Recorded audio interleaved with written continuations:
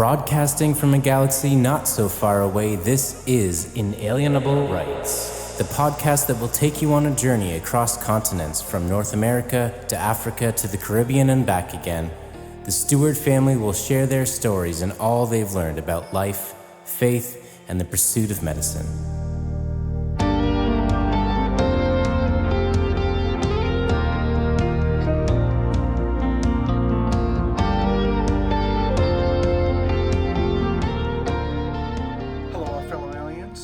Justin. And I'm Alyssa. And welcome back to the Inalienable Rights podcast, where we talk about our journey of life, faith, and the pursuit of medicine.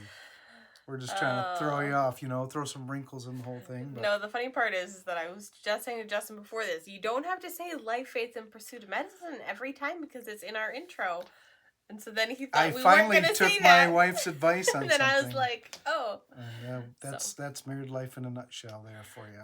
Anyways, always changing the game, Changing it up. So, we've got some things to talk about this week. Something big happened on Monday. Do you want to share a little bit about that? So since our previous episodes, I had said I passed comp and I was just waiting for clearance from the school to move on and take step 1. So since our last episode, that has happened, and I took the step 1 exam yesterday, and that was an exhausting... I was just going to say that. Explain what this exam is for anyone who might... Step 1, I mean, it means nothing to people if they don't know. So the step 1 exam, it's the USMLE Step 1. USMLE stands for the United States Medical Licensing Exam. And to practice medicine in the United States, there are 3 steps exams that you have to take. So step 1, you take at the end of your second year or at the beginning of your third year, depending on how you look at it.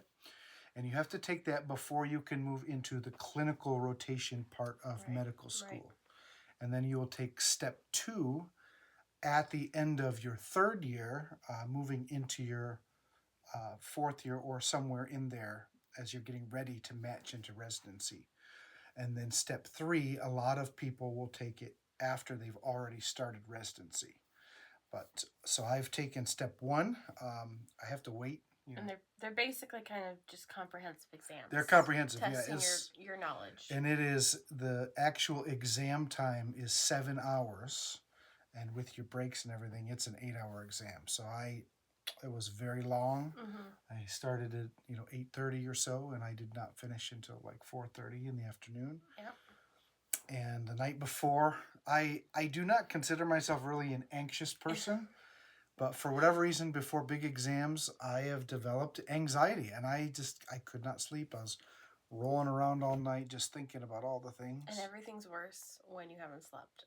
Yeah, so I think it went okay, but we'll find out for sure. Yeah. In the next 2 or 3 weeks. So that's a big step in our journey, though. A big milestone. Huge thing to have done. And like he said, it can take up to 3 weeks to get the score back. We're hoping that it's sooner than that. But basically, that's what we're playing the waiting game again, waiting on that. And as soon as we find out that he passed, then we proceed to getting to figure out the clinical portion. Yes. Which I think we've talked a little bit about before. So we're still up in the air about what's going to happen for that. We could end up in Michigan or Florida Who knows? Chicago. So, we don't. But really at know. least we're taking steps. Yes. So yeah. Yeah. So another cool thing that happened. I think on a previous episode we had talked about how everything changed. And one of the big catalysts of why everything changed was the car situation. The car broke down, and guess what, guys? It's still not fixed. It's still not fixed. Well, I've been busy studying for step 1. Yeah, I think that's the hard part, honestly. If it's like he wanted to finish fixing, which is slow going because he's not a car mechanic. I am not gifted car mechanically. But he needed to really put in the time studying and making sure he was prepared for steps. So that was kind of the priority. But in the midst of that, a really cool thing happened. We were talking to a friend on the phone who lives in another state, and while we were talking to them, they made the comment that they had too many cars at their house, and I said, well, if you have an extra one, and it's a good price, we'll buy a car and we'll come and get it. And this person said to us that she wanted to give us the car. Yeah. So that's a big deal. I mean, I think it's a big deal for anybody, but it's just, it's something we've been praying God to provide. I think it's just another confirmation that, like, we know God sees us in this situation, that none of this was a surprise to him, and that he already had a plan in place for his method of provision. I mean, we can rack our brains trying to figure out and solve the problem, but it's like God already had it figured out. and it just blows my mind, honestly. Yeah, it's so amazing how he and again, I mean, I don't know if we ever talked about the gift that we had while we were in Barbados for you guys to come and stay. I don't know if that's actually come out on an episode, but God is just, if we did on one of the first ones or not, miraculously provided for us. Yeah, we have seen again and again pretty big provisional things, and like, it's not because we're anybody special, because we're not. We're just ordinary people, and so I think that's what, like, keeps blowing my mind, is just like, he sees us, and he's aware, and he's provided. And actually, the other thing that somebody said, for you people who are family or familiar with the gift that we did receive, the financial gift we received while we were in Barbados, one of the things that a pastor friend said to Justin, she said, when you make a plan, you provide. When God makes a plan, God provides. And she used that to say that she really felt like God was the one who sent us to Barbados on a mission. Like, it wasn't just us, like, oh, hey, I'm going to go to medical school. She's like, no, God is sending you to Barbados for medical school. Because if it was our plan, we wouldn't have gone to Barbados. Like, literally, that was not our plan. So I think that was just, and again, so now we're just looking at this again. This is just confirmation that, like, no, this is, somehow we have nothing, and we have no way to, like, make something happen. Like, we don't have savings. We didn't come into this with savings. We didn't come into this with high-paying jobs, any of this journey. And now we've been living in a foreign country with no means of working for the past 2 years. And just to see God providing is just kind of... God has confirmed again and again that he wants us on this path. This is the way he's leading and guiding, and that's just so cool. So that just gives us a lot of peace. That doesn't mean that it's easy. Obviously, it's still a struggle, and you still sometimes have a little bit of anxiety of, like, okay, how can this work out? How can we make this work? And how are we going to buy a car right now to go to clinicals? That was the other thing. Yeah, so we were really, like... Even if we fix our other one, it's still a very old car with 350,000 miles on it. And yes, it's not going to last forever. Yes, we were able to sell our car in Barbados, but also that money that we sold our car in Barbados, we actually have to live on right now. Right. That's what we've been living on. And that was part of even what we paid for extra suitcases. Not like that's money we literally needed in order to come back home and live on. So, we would have liked to have it all planned out better and have more of a financial cushion, I guess. And that's just not how it's played out. And in some ways I think it's good, because obviously, for a planner like myself, it's hard, but I think it's enabled us to really see God's hand again and again. Just trust him for every step of our life, even this exam. I have to trust God, that because my mind is just mushy after it, so. But it also, now the other cool thing is this car thing has become a catalyst for a family vacation. The person who's giving us the car said, you can have it, but you kind of got to come and get it. It's all the way across the other side of the country. So we have to fly to Texas to get this car. And this person actually suggested to us, why don't you bring the family and take a road trip back and turn it into a vacation. What we're gonna do. And the nice thing about being in the States is that there are cheap tickets to go to other places in the United States. So, and plus, I finagled some deals. So I actually scored a really good deal on getting all 5 of us to Texas. And then, we're going to drive back and do some things. So by the time actually this episode airs, we will have just returned home.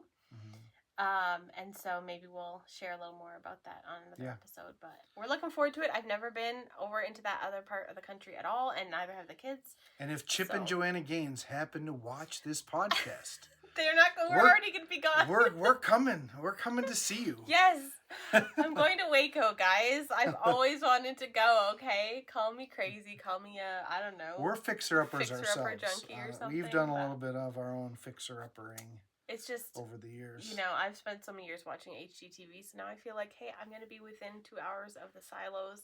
I need to be there. So we're gonna go, and we're gonna go to Magnolia Bakery and see if Joanna's a better baker than I am. But she's not. I'm certain of that. I already know the answer to that. But. Oh, no, but for real. So we're excited about that. But the other thing, and I think this is really cool too, I think in general, we're both, I'd say, fairly giving people. I mean, I hope so. You know, we're both fairly giving people, but we've also never had a lot. Like, we've never had a lot of extra finances or anything like that. You know, we were a one-income family for and we had 3 kids. 10 boom, years. boom, boom, boom, yeah. boom. And when I say one-income family, I don't mean one doctor like income. I mean, we had one X-ray income. One X-ray income. So, if you know, you know. When we moved to Buffalo, I tell people this story, they think it's crazy, but when we moved to Buffalo, you know, however, 10 years ago, very quickly we had 3 kids. But that first job in Buffalo, I was making $19 an hour. Yep. And we're paying $1,200 a month for, you know, a half a house, and we could barely survive because it didn't make sense for Alyssa to get a job at that time because we had 2 little babies right away. Jeremiah was born like 4 weeks or something after we moved to Buffalo. Exactly. It was very short, and so we had 2 little kids, and thankfully we were able to have one vehicle. His job was about 7 minutes away from our house, so if I needed the vehicle, I would go and drop him off, and it was just. We made it work because that was what we had to do. And so anyways, all that to say, I'm not like poor us. Those are the choices and decisions we made, obviously. But it was fine. But my point being that we just didn't ever have tons of extra. Yeah. But one thing we really enjoyed doing that was kind of part of helping me feel like that giving part of me was satisfied was all along, pretty much, we tried to always be very, like, open with our home. Like, come on in, we'd love to have you for a meal, or, you know, baked goods, or whatever. Like, I always tried to do, you know, be as hospitable as I could. And even times when our house was completely torn apart with renovations, I explicitly remember living in the Jamestown house, and we had taken down the wall because I'm just like that, but there was pipes. Day one. Yeah, day one, literally. And there was pipes, literally, that had to get moved in order for us to because they ran right through the wall, right down the middle of that open. But they were still there. Open concept for months. We were trying to. For months we had them open. For months we had no kitchen sink for like 6 months. No actually operating stove. Yeah. We had like a hot plate. We had like a little hot plate. Set up in the living room. Fridge was in the living room, you know, all the things. And it was just, you know, real. And it's like camping. We had people come in sometimes, and I made a meal like that for them. And is that humbling? Yeah, it was humbling, but it was potentially the reason I didn't get into a U.S. medical school. We're not going to talk about the renovation project while I was doing my master's. I've been very much like, you just do what you have. And if you wait until your home is perfect, or you have enough money, or you have enough this or that, you'll never have people over. You will never. Yeah. Because if you're trying to always shoot for a certain standard, you just need to invite the people. And you know what? They know where you're at. They know you're in the middle of a renovation project, and they're probably just going to feel like, wow, that was really kind of her to invite me over. You know, even with all they have going on. I'm not speaking for somebody else. I don't know if they actually thought that when I invited them over or not, but I hope they did. I hope they just appreciate the gesture, because that's how I would feel. Like, wow, what a nice gesture, even with all they have going on. So, all that to say, with this, we deserve this no kindness that we've been getting from others. That's not where this is going. That's not where this is going. Gosh darn it, we had people over to our house. No, that's not where this is going. I'm just saying, like, we've always had a desire to give. We just never had a lot to give, and we just try to do what we can. And so, anyways, this person gifting us this car, and this person giving us the financial gift during medical school, and our landlords in Barbados, they gifted us a weekend away for our anniversary at their beach house.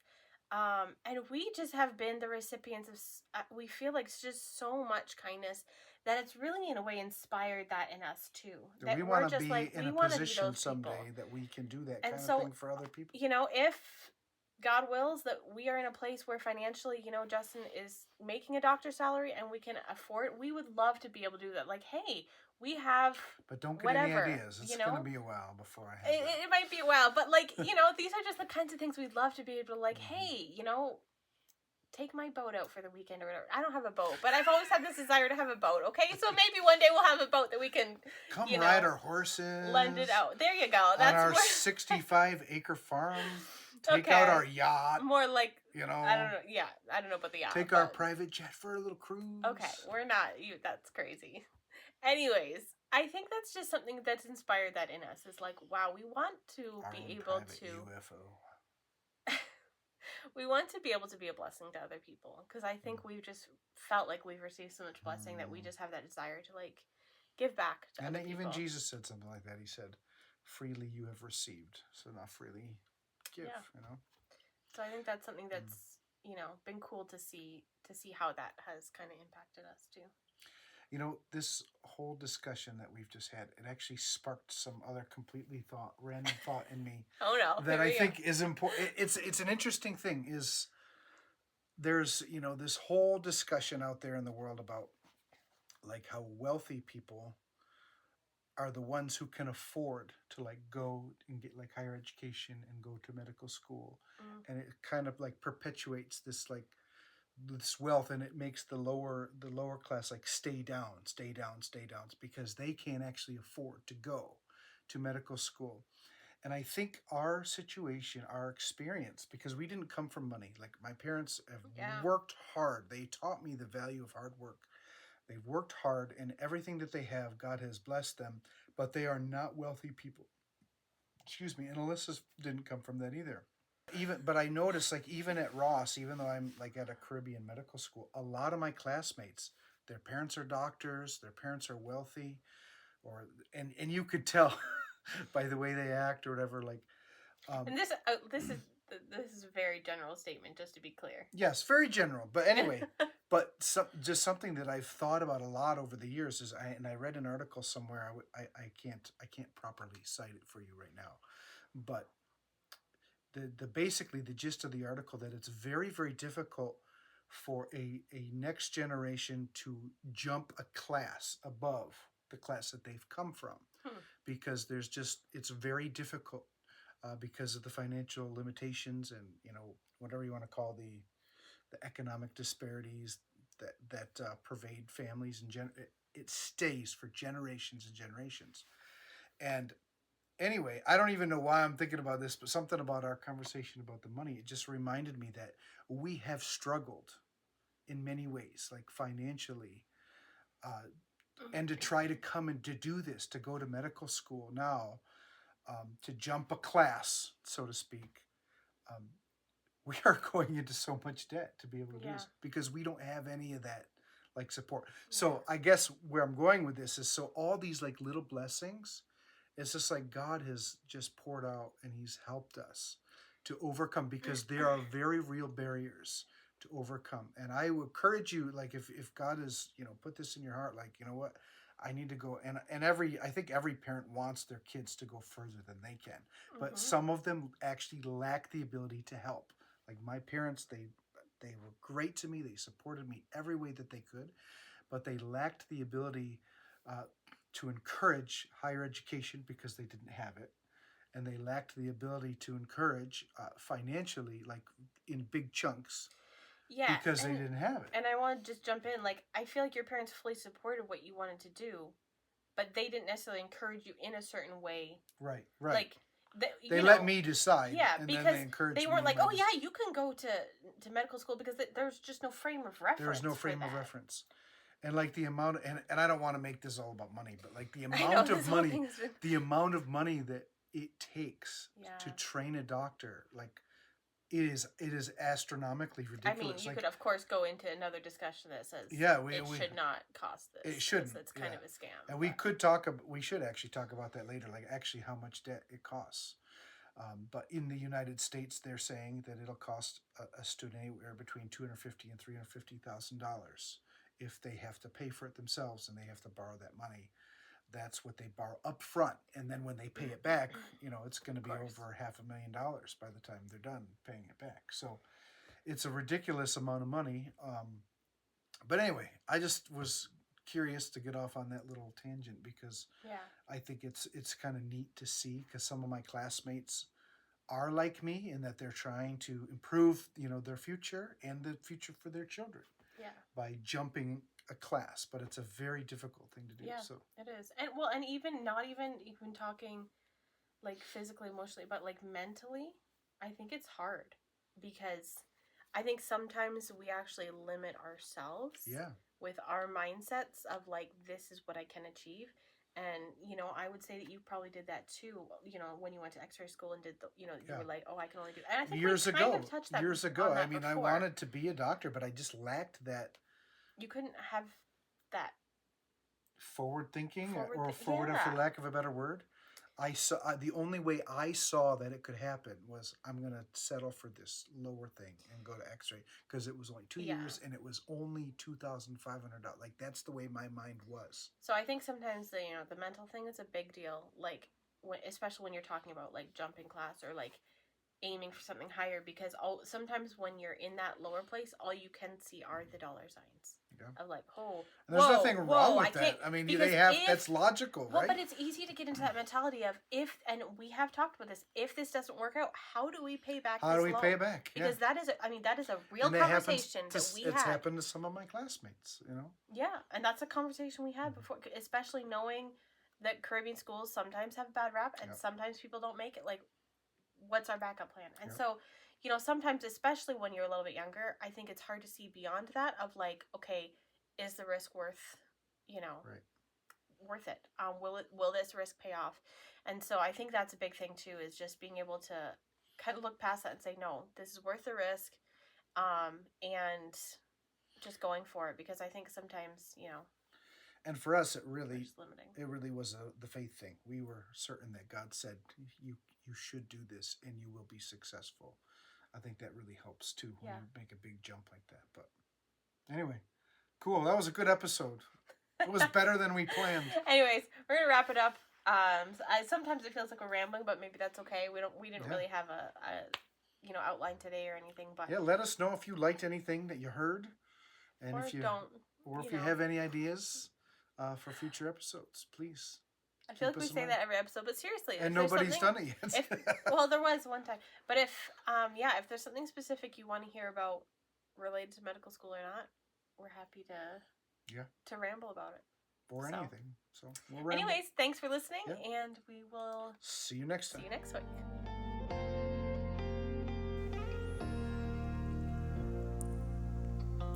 Thank you for listening to the Inalienable Rights podcast. You can find Justin and Alyssa on Instagram at Inalienable Rights Podcast and email them at inalienablerightspodcast@gmail.com with any questions or topics you want them to discuss in the future.